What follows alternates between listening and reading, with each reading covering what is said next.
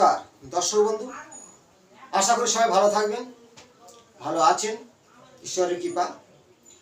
2025 সালটা একটু বেশিরভাগ মানুষের হঠাৎ হঠাৎ দুর্ঘটনা, মৃত্যু পর্যন্ত হয়ে যাচ্ছে।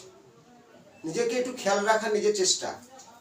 বর্তমান গ্রহদের সঞ্চারে বিভিন্ন রাশির উপর বিভিন্ন প্রতিফলন ভালো মন্দ অবশ্যই আছে, কিন্তু তার জন্মকালীন যে জন্মছক, সেই জন্মকালীন যে গ্রহ সঞ্চারে জন্মেছিলেন সেই জাতকের জাতিকাদের ক্ষেত্রে মূল সেই জন্মছকটা আসুন।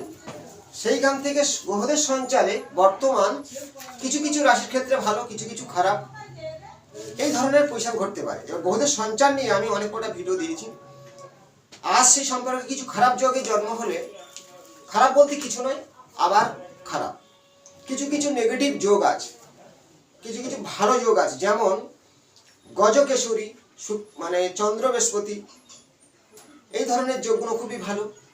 শুক্র বুধ, বৃহস্পতি মঙ্গল, এই যোগগুলো খুবই, আরো অনেক অসংখ্য যোগ আছে জ্যোতিষ শাস্ত্রে। এবার নেগেটিভ যোগ কিছু আছে, সেই যোগ যদি আপনার জন্মছকে সেই দোষগুলো থেকে যায়, তাহলে গ্রহদের সঞ্চারে আপনার তেমনই একটু প্রতিফলন হতেই পারে। গ্রহদের নেচার আছে, সেই প্রভাবটা আপনার মধ্যে কিছু ভুলভাল চলাফেরার জন্য বিপদ আসতে পারে। সেগুলো থেকে সতর্ক করার জন্য আমার এই পরিশ্রমের ভিডিও। কিছু টোটকা দেবো, নিজেরাই প্রয়োগ করবেন, লাস্ট পর্যন্ত দেখবেন। নতুন যারা সাবস্ক্রাইব করুন, যারা অনলাইনে দেখাতে চান আর 4টার পরে আমাকে ফোন করবেন, যোগাযোগ করবেন। আজ বিষয়টা হলো গ্রহদের সঞ্চারে কেমন ফল হতে পারে 12টা রাশি বা লগ্নের ক্ষেত্রে। মূল কথা, আপনার জন্মকালীন যে ছক আছে সেখানে আমি কয়েকটা যোগের নাম বলবো।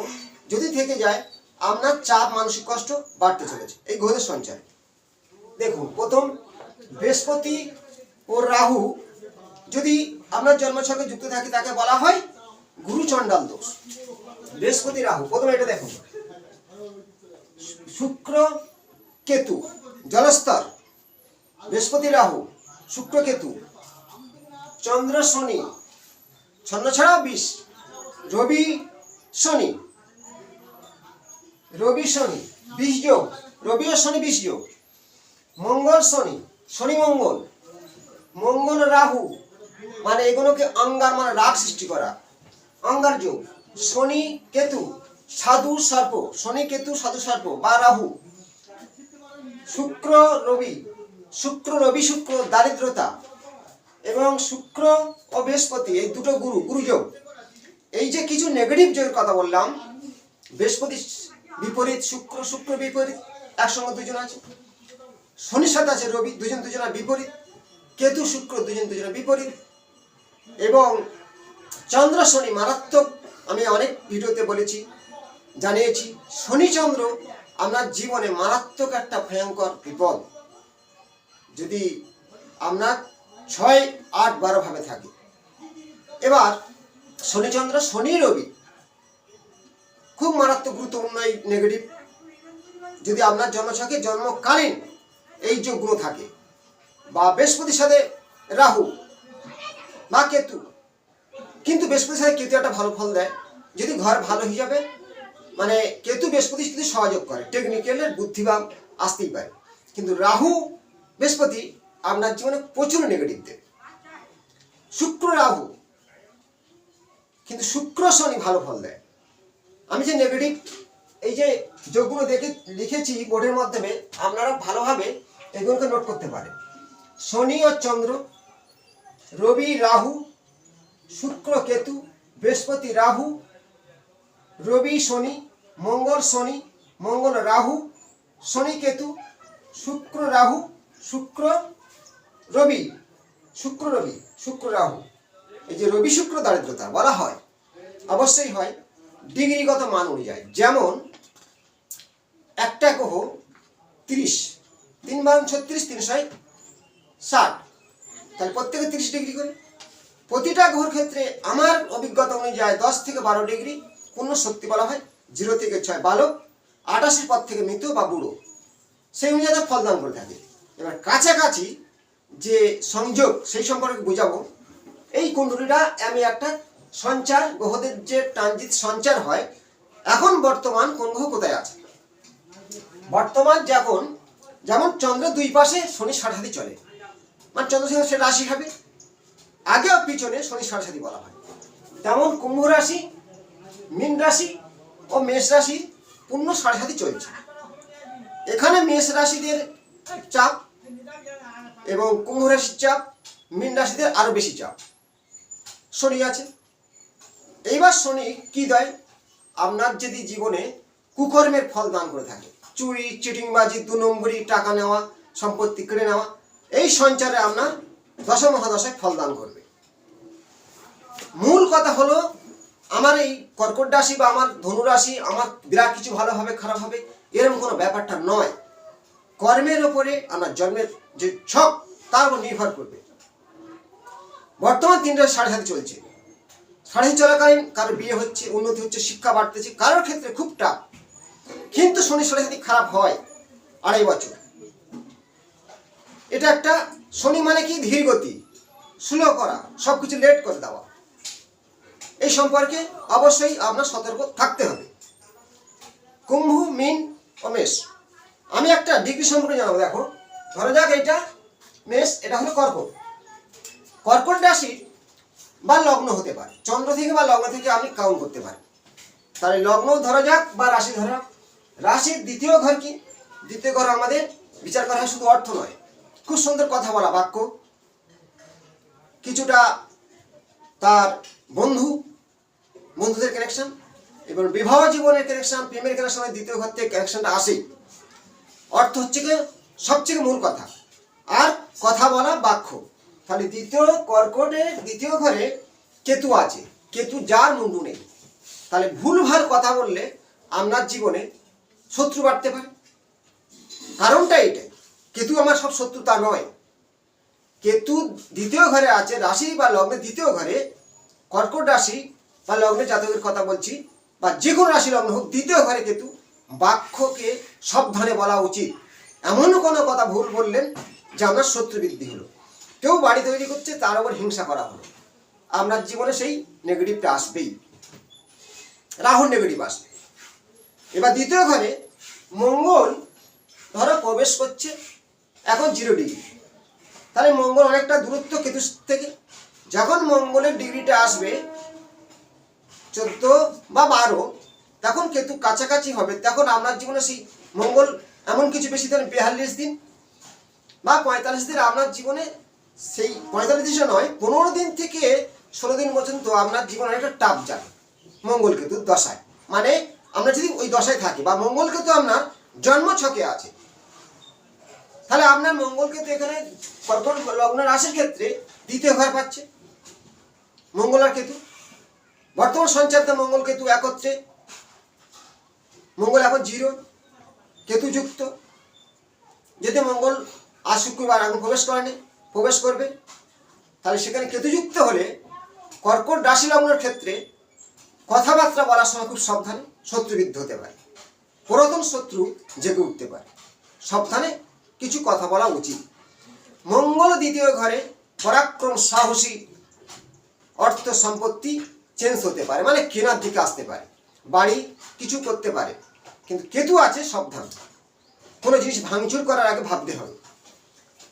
এবার দ্বাদশ ঘরে কে আছে? বৃহস্পতি আছে। মিথুন রাশির ঘরে বৃহস্পতি প্রবেশ করেছে। তাহলে মিথুনের বৃহস্পতি দ্বাদশ ঘরটা আমাদের কি? ব্যয়, বিদেশ যাত্রা। কিন্তু বৃহস্পতি হচ্ছে কি শুভ হওয়ার কারণে ব্যয় কিছু বাড়বে, কিন্তু অতটা নয়। কিছু সাবধানে ব্যয় করার আগে কিছু ভাবতে হবে যে আমি কোন জায়গায় টাকাটা ব্যয় করব। ব্যয়ের ঘরে বৃহস্পতি যদিও শুভ গ্রহ, কিচ্ছু সাবধান হওয়া উচিত। কিন্তু বৃহস্পতি দ্বাদশে থাকলে কি হয়? ব্যয়টা অল্প হয়, অন্য গ্রহ তাহলে বেশি ব্যয় হয়। বৃহস্পতি অনেকটা রক্ষা করে, কারণ বৃহস্পতি সবসময় বিপদ থেকে আমাদেরকে রক্ষা করার জন্য দেবগুরু বৃহস্পতিকে বলা হয়। বৃহস্পতি শিক্ষাকারক, রক্ষা কবচ বৃহস্পতিকে বলা হয়। তাহলে বৃহস্পতি আছে মিথুনে, আর শনি আছে মিনে, আর রাহু আছে কুম্ভ রাশিতে। তাহলে রাহু যদি কুম্ভ রাশি থাকে, কর্কটের ঘর থেকে গুলো দেখুন 8ম ঘর পড়ে। 8ম ঘরে পেটের সমস্যা হওয়া, শারীরিক সমস্যা হওয়া, রিচ খাবার বা নেগেটিভ খাবার খেলে আপনার হাসপাতাল ভর্তি হতেই পারে। সঞ্চার নিয়ে এমন কিছু বিরাট কিছু ঘটবে এরকম কোনো ব্যাপার নয়। আপনার জন্মছকে যদি রাহু 6 নম্বরে, অষ্টমে বা দ্বাদশে থাকে, তাহলে এই গ্রহদের সঞ্চারে কর্কট রাশি লগ্ন জাতকদের শারীরিক সমস্যা আসতে বাধ্য হবে। ঠিক ব্যাপারটা অন্য রাশির ক্ষেত্রে ঠিক এমনই ফল দেবে। তবু আমি বলছি, সিংহ রাশি ঘরে কি আছে? কেতু আছে। মঙ্গল ওখানে ভালো ফল দেবেন, কেতু আছে। সিংহ রাশিতে লগ্নদের জাতকদেরও অনেকটা চাপ। ঠিক এই ধরনের গ্রহদের সঞ্চারে জন্মকালীন আমরা দেখতে হবে কোন গ্রহ যুক্ত হয়ে নেগেটিভ ভাবে আছে। নেগেটিভ বলতে কি, 6, 8, 12 ভাবে থাকা সবচেয়ে নেগেটিভ, এবং শত্রু আর মিত্র ব্যাপার আছে। যেমন আমি বৃহস্পতি আর রবিকে বললাম, এই বৃহস্পতি আর শুক্রকে দারিদ্রতার যোগ। তাহলে বৃহস্পতি আর রাহু আমরা জন্মছকে আছে, বৃহস্পতি দ্বাদশ ঘরে বসে আছে বর্তমান কর্কটের। বা এবারে আমি দেখাবো কিছু, ধরো বৃহস্পতি এখানে কর্কটের নিয়ে বোঝাচ্ছে, অন্য রাশি নিয়ে আপনারা অনুভব করতে পারবেন যে যদি আপনার জন্মছকে বৃহস্পতি রাহুযুক্ত থাকে, গুরুচণ্ডাল থাকে, তাহলে আপনার ক্ষেত্রে কিছু গুরুজনদের ক্ষেত্রে আশীর্বাদ না এসে নেগেটিভ আসবে। এই কথা না শোনার জন্য বিপদ আসতে পারে। দ্বাদশ ঘরটা বিপদের ঘর, ব্যয়ের ঘর। বিদেশ যাত্রা যাওয়ার জন্য সাবধানে থাকতে হবে। তেমন এই গ্রহদের সঞ্চার, বর্তমান যে গ্রহগুলো যে যে ঘরে বসে আছে সেই ঘরের আমি ক্যালকুলেশনগুলো আমার সামনে তুলে ধরছি। কিন্তু জন্মকালীন ছকে যদি শনি আর চন্দ্র আপনার সপ্তম ঘর বিবাহ ঘরে আছে, তাহলে যাদের ক্ষেত্রে এই গ্রহ সঞ্চার হচ্ছে শনি চন্দ্র দ্বাদশে আছে, তাদের দেখায় শনি এখন, তাদের ক্ষেত্রে শনি অনেকটা নেগেটিভ ফল দান করবে। শনি মীন রাশি, মেষ রাশি, কুম্ভ রাশি, তার জন্মছকে শনি চন্দ্র আছে বা শনি রবি আছে। এই কারণে চাপ অবশ্যই বাড়তে পারে। কিন্তু বেশিরভাগ কর্কট, মিথুন, সিংহ, কুম্ভ, মীন, মেষ বর্তমান চাপ সৃষ্টি হয়ে গেছে। খুব চাপে থাকতে হবে, বুঝে সুঝে চলতে হবে। ব্যবসা করার দিক থেকে, চাকরি পাওয়ার দিক থেকে, শিক্ষার দিক থেকে খুব সাবধানে থাকতে হবে। আর আপনার এই গ্রহদের সঞ্চারে অবশ্যই নেগেটিভটা কমবে। যদি আপনার বাস্তবগত যাদের ক্ষেত্রে, বেশিরভাগ ক্ষেত্রে যারা শিক্ষিত, শিক্ষা অর্জন করছে, পূর্ব দিক বা ঈশানকোণ ড্যামেজ হয়, তাদের ক্ষেত্রে বর্তমান খুবই খারাপ চলবে। শিক্ষার দিক থেকে বাধা সৃষ্টি হবে, চাকরির দিক থেকে বাধা সৃষ্টি হবে। এই গ্রহদের সঞ্চারে কিছু ফর্মুলা আছে, বলতে গেলে একটা ভিডিও নয়, অনেক কটা ভিডিও বললেও শেষ হয় না।